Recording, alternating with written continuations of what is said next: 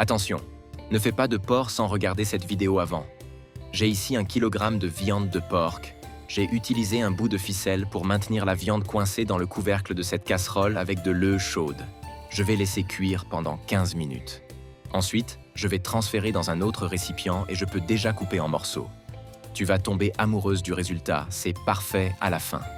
J'ai tout laissé bien détaillé pour te faciliter la vie quand tu le feras. Après avoir coupé, ça va donner ça. J'ai ici un bol avec de la farine de blé. Je vais paner tous les morceaux là-dedans, passe-les bien sur tous les côtés. J'ai fait ça hier pour mes amis.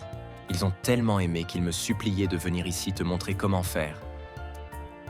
Je vais ajouter 1 cuillère à soupe de beurre dans cette poêle. Tu peux bien étaler, puis tu mets les morceaux de travers de porc ici. Dis-moi de quelle ville tu nous regardes pour que je t'envoie un petit coucou spécial. Le coucou d'aujourd'hui va à Camille Moreau, de Lyon, France. Je suis trop contente que tu aimes nos recettes. Quand tu vois que ça commence à dorer, tu peux retourner les morceaux.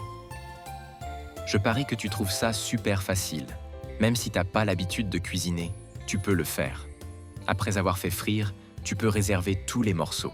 Le goût de cette recette met tout le monde d'accord. Impossible de se rater. Facile à faire et trop bon à manger. Tu vas adorer. Je vais ajouter un oignon coupé dans cette même poêle. Mélange jusqu'à ce que ça devienne bien doré. Maintenant, je vais ajouter 6 gousses d'ail. Mélange encore un peu, comme ça. L'odeur de l'oignon envahit déjà ma cuisine. Je vais ajouter 1 cuillère à café de sel, 1 demi-cuillère à café de poivre noir, 1 cuillère à café de paprika, 1 cuillère à café de chimichurri. Je mélange encore un peu. Quand tu fais des recettes au porc chez toi, t'aimes ajouter quoi comme ingrédient? Si t'as un petit secret, dis-moi, ça m'intéresse trop. Maintenant, je remets les morceaux de travers de porc ici. Rien qu'en regardant, je sais que ça va être ultra savoureux à la fin. Je vais ajouter du thym à ton goût. Ensuite, je vais ajouter 2 tasses de bière. Je couvre et je laisse cuire pendant 20 minutes.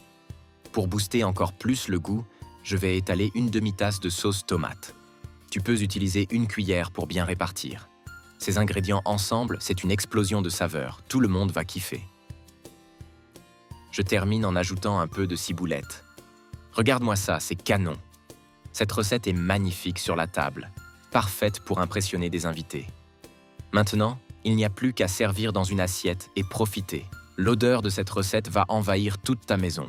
Avec peu d'ingrédients et peu de temps, tu prépares cette tuerie. Dis-moi ce que t'en as pensé. J'adorerais avoir ton avis. Pas besoin de passer des heures en cuisine pour avoir un plat incroyable.